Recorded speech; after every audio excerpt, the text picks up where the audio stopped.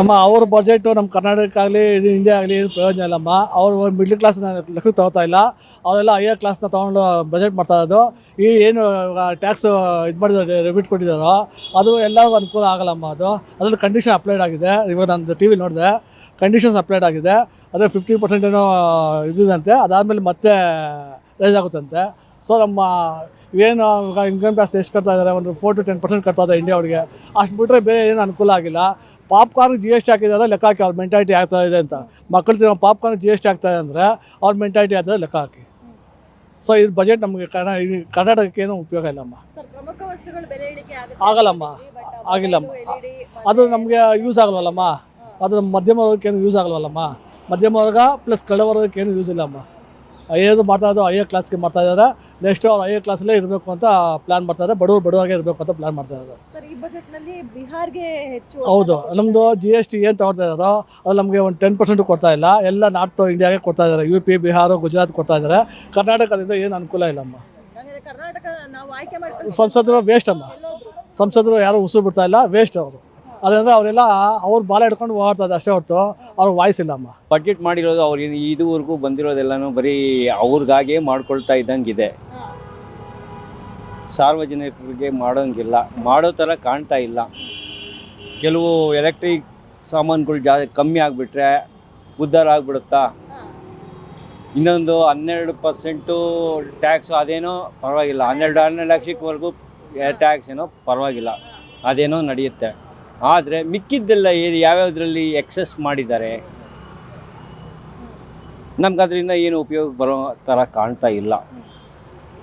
ಆಮೇಲೆ ನೀವೇ ನಿರೀಕ್ಷೆ ಇಟ್ಕೊಂಡಿದ್ರಿ ನಮ್ಮ ರಾಜ್ಯಕ್ಕೆ ಏನೇನು ಬೇಕು? ನಮ್ಮ ರಾಜ್ಯದ ಸಂಸದರು ಏನು ಮಾಡ್ತಾ ಇದ್ದಾರೆ? ಅವರು ಮುಂದೆ ಬರಬೇಕಾಗಿತ್ತು. ಅವರು ಏನಾದ್ರು ಕೇಳ್ಕೊಳ್ಬೇಕಾಗಿತ್ತು. ನಾವು ಬರೀ ಎಲೆಕ್ಟ್ ಮಾಡಿಬಿಟ್ಟು ಕಳಿಸ್ಬಿಟ್ರೆ ಆಗೋಯ್ತಾ? ಅಲ್ಲೋಗ್ಬಿಟ್ಟು ಆರಾಮಾಗಿ ಕುತ್ಕೊಂಡ್ಬಿಟ್ರೆ ಆಗೋಯ್ತಾ?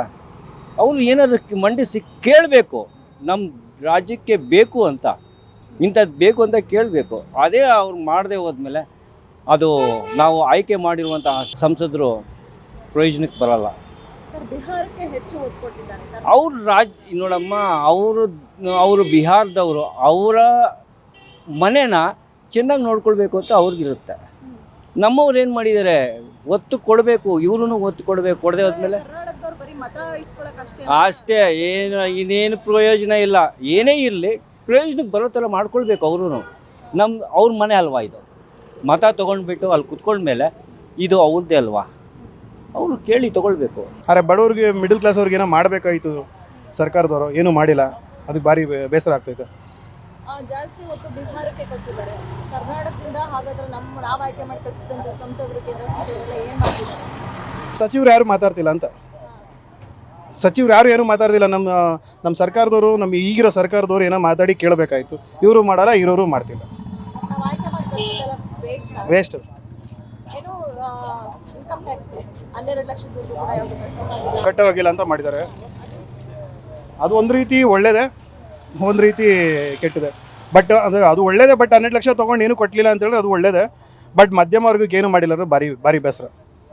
ಎಲೆಕ್ಟ್ರಾನಿಕ್ಸ್ ಅಂದರೆ ಎಲೆಕ್ಟ್ರಾನಿಕ್ ವೆಹಿಕಲ್ಸ್, ಅದೇ ರೀತಿಯಾಗಿ ಮೊಬೈಲ್ LED ಟಿವಿಗಳದ್ದು ದರ ಇಳಿಕೆ ಮಾಡಿದ್ದಾರೆ. ನಮಗೆ ಅದರಿಂದ ಏನು ಲಾಭ? ಮಧ್ಯಮ ವರ್ಗದವರಿಗೆ ಏನು ಮಾಡಿದ್ದಾರೆ? ಅದೇ ರೀತಿಯಾಗಿ ನಾವು ಆಯ್ಕೆ ಮಾಡಿ ಕಳಿಸಿದಂತಹ ಸಂಸದರು ಏನು ಮಾಡ್ತಾ ಇದ್ದಾರೆ? ಕರ್ನಾಟಕಕ್ಕೆ ಯಾಕೆ ಏನು ಕೂಡ ಕೇಳಿಲ್ಲ, ಯಾಕೆ ನಮ್ಮ ಪರ ಧ್ವನಿ ಎತ್ತಿಲ್ಲ ಅಂತ ಇದೀಗ ಜನರು ಆಕ್ರೋಶವನ್ನ ವ್ಯಕ್ತಪಡಿಸ್ತಾ ಇದ್ದಾರೆ ನಿರ್ಮಲಾ ಸೀತಾರಾಮನ್ ಅವರ ಬಜೆಟ್ ವಿಚಾರವಾಗಿ. ಕ್ಯಾಮರಾ ಪರ್ಸನ್ ಪವನ್ ಕುಮಾರ್ ಜೊತೆ ಕವನ ಶಿವಣ್ಣ, ಗ್ಯಾರಂಟಿ ನ್ಯೂಸ್, ಬೆಂಗಳೂರು.